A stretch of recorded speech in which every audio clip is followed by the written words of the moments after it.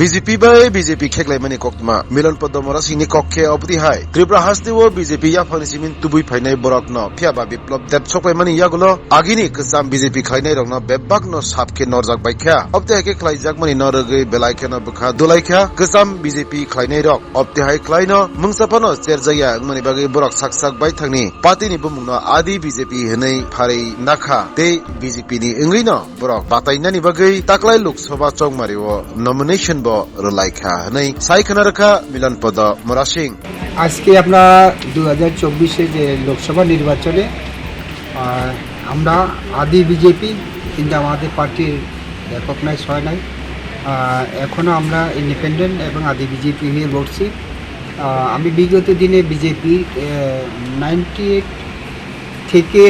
16 মে থেকে 2017 বিধানসভা নির্বাচন প্রাক মুহূর্তে আমরা আদি বিজেপি গঠন করি 2019-এ আমাদের প্রার্থী ছিল নারায়ণ দে এবার আমরা পশ্চিম ত্রিপুরা আসনে আদি বিজেপি হয়ে আমরা মিলন পদ মোরাসিংকে মনোনীত করেছি এবং আমরা বর্তমানে যে কেন্দ্রীয় সরকার যে এনডিএ সরকার ওনাদের মধ্যে যেটা ভুল ত্রুটি সেগুলোকে তুলে ধরার আমরা চেষ্টা করব এবং চেষ্টা চালাচ্ছি এবং যেটা আমাদের নৈতিক যারা পুরানো বিজেপি কার্যকর্তা এবং ত্রিপুরার মধ্যে যেটা সঠিকভাবে এখনও সবকা সাথ সবকা বিকাশ হয় নাই তার দূরীকরণ করার জন্য এবং সার্বিকভাবে এখন বর্তমানে যে পরিস্থিতির নিরিখে আমরা এখানে প্রার্থী দিতে হয়েছে।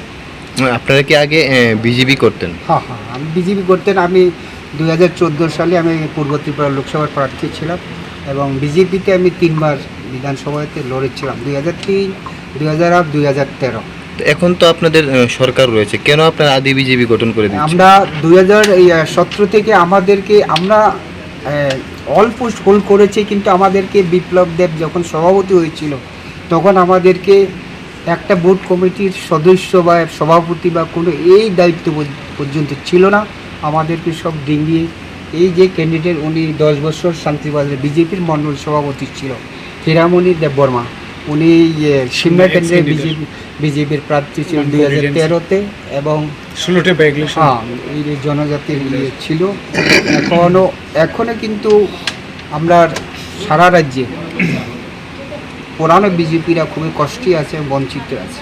তার জন্য কি আপনাদের এই সংগঠন? তার জন্য আপনারা এই প্রার্থী দিয়েছেন? হ্যাঁ।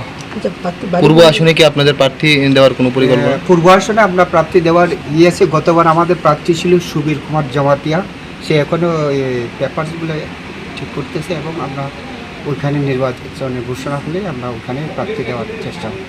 প্রার্থী বাড়ি কোন জায়গাতে? ওনার বাড়ি হলো শান্তিবাজার সাব ডিভিশন প্রতিশ্বরী, যেখানে রাসমেলা হয়, মোরেশিংয়ের রাসমেলা, ওই জায়গায়। নামটা? মিলন পদ মোরাসিং। আপনাদের পার্টির নামটা কি? আমাদের পার্টির নাম আমরা আদি বিজেপি হিসেবে পরিচিত। মিলন আগে কি দাঁড়িয়েছে তাহলে? উনি বিধানসভাতে 2 বার এবং এডিসিতে দাঁড়িয়েছিল এবং পঞ্চায়েতেও দাঁড়িয়েছিল। ওনার এই ইলেকশনের এক্সপিরিয়েন্স ভালো আছে। আপনার পরিচয়টা? আমার পরিচয় পরীক্ষিত দেববর্মা, বিচ্ছন্ননগর বাড়ি।